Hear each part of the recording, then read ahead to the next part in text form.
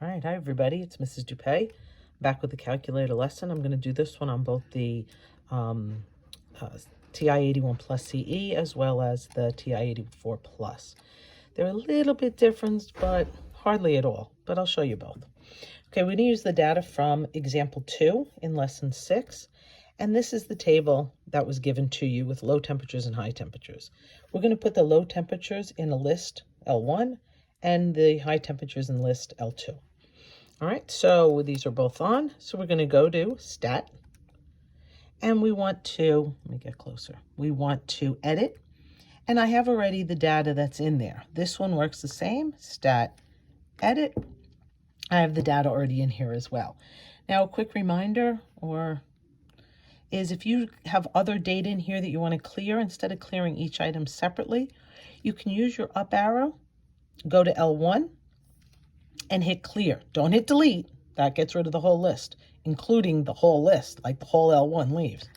So hit clear, and then come back down, and it clears out that entire list of data all at once. Now let me just put them back in quickly. Oh, I think it starts at 26, yeah. 26, 28, 30,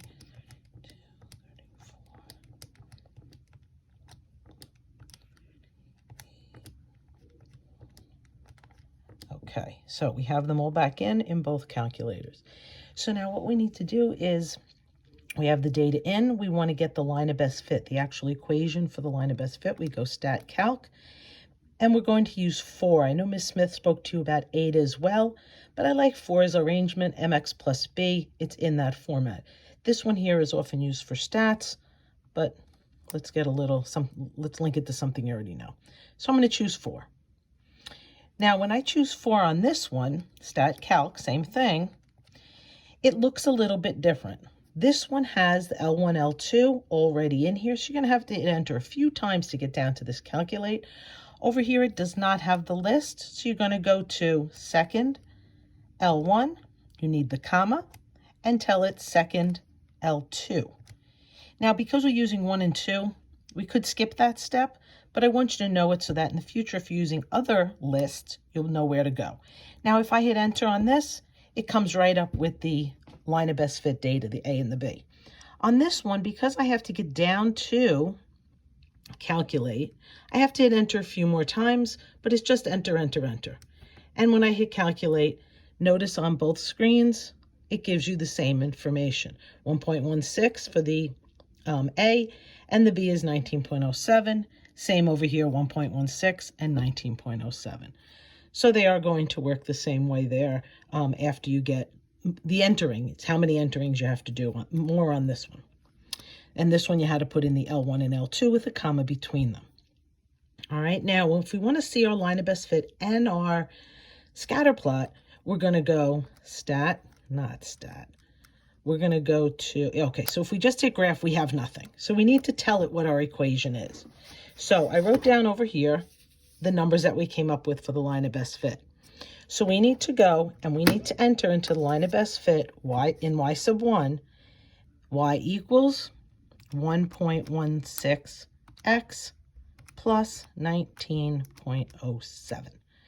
Now, if I hit graph there, it's just going to graph a linear function for me.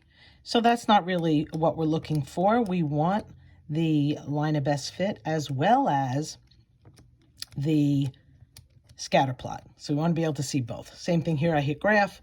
They look exactly the same. Okay, so what we're going to do then, I get a little glare on that one, is we need to turn on this stat plot. We need to tell it what kind of plot I want. So this one here, we're going to choose plot 1 by hitting enter. We have to go on to the on. Normally here, the off is what's flashing. Move your right arrow over to on and hit enter, and that'll be flashing. Notice that the scatter plot is already chosen. Same thing here. If I go to second stat plot, I need to choose it and then move my right arrow to select on, and I do. This one is also already set up with the scatter plot L1, L2. So this screen is the same. The only difference, this is color. Oop, that one's not. So now we are going to go to zoom 9. If we look at zoom 9, you'll notice that that is zoom stat. And since we are in statistics, that's what we want. So we go zoom 9, and up comes our scatter plot. Up comes our line of best fit. It also adjusted for the first quadrant because all our temperatures are positive. All right, this line of best fit, the type of correlation, it is positive. It is rising to the right. And if we did want to use this then for part D, just to finish off the question, there it is. We would sub in the 50, and we would come up with a high temperature of 70.07 degrees Fahrenheit when the temperature is 50 degrees as a low. And that's how to use both calculators for doing statistics and making your line of best fit in your scatter plot. Bye.